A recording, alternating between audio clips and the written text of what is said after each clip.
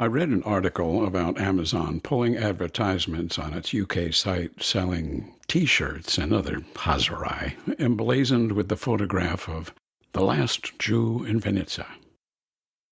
I remember that photo. I think it's from Ukraine in 1941 during the Holocaust of bullets. You remember the one where a Jewish man kneels and waits to die. This iconic image haunts me. For years, I have seen a cropped version of this man on his knees photo, but today I see it in all of its horror.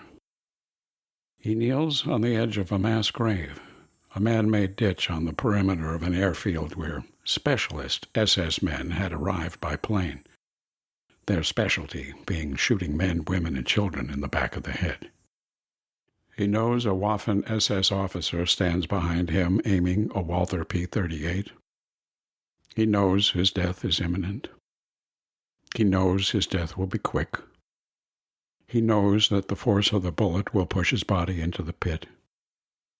He knows his body will land on the corpses of the men, women, and children of Vinnitsa. The image of their lifeless bodies haunts me.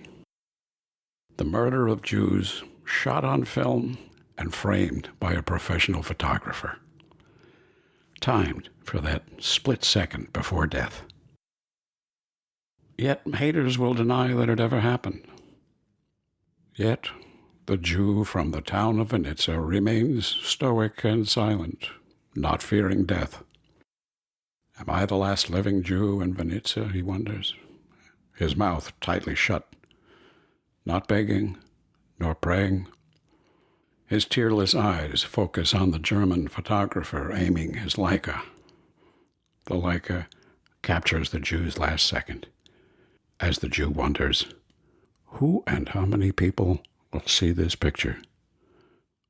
What type of person would want to see this photograph?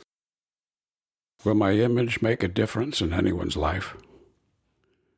Waiting for the explosion, the Jew ponders, why are these bastards photographing their crimes? Will they sell my photo as a souvenir, or gift it to their girlfriends, or stick it in their family's photo album? His ears still ring from the volley of cracks and bangs emanating from the Walthers, but he is almost deaf from the screams of children.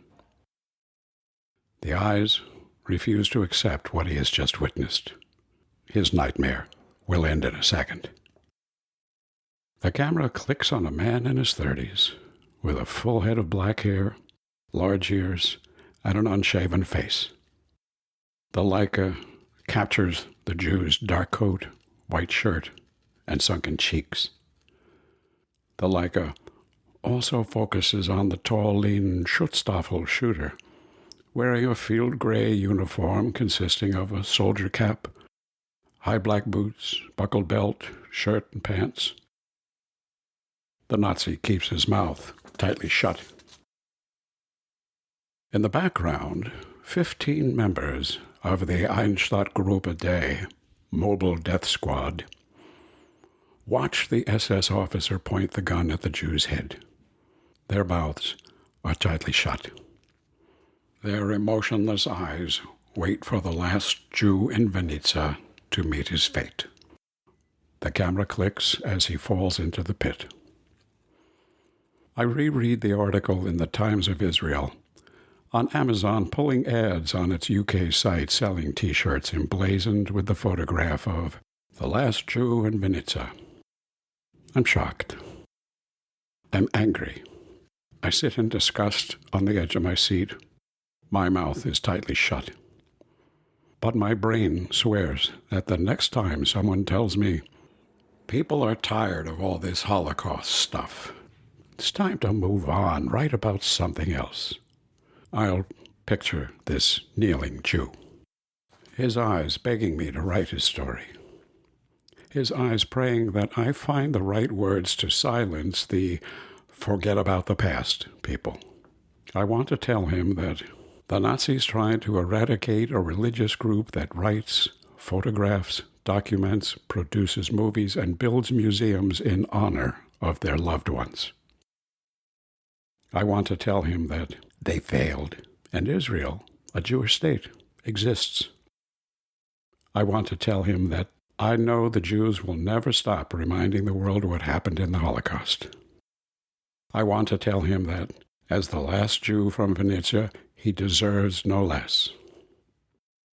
So I say to the requesters of silence, Buddy, I'll never get tired of writing about the Holocaust.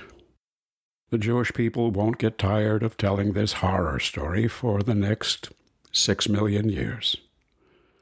So why don't you just keep your mouth tightly shut? And while you're at it, why don't you go online and buy a T-shirt that's emblazoned with a map of Israel and the words, "We're going to tell the story for the next 6 million years."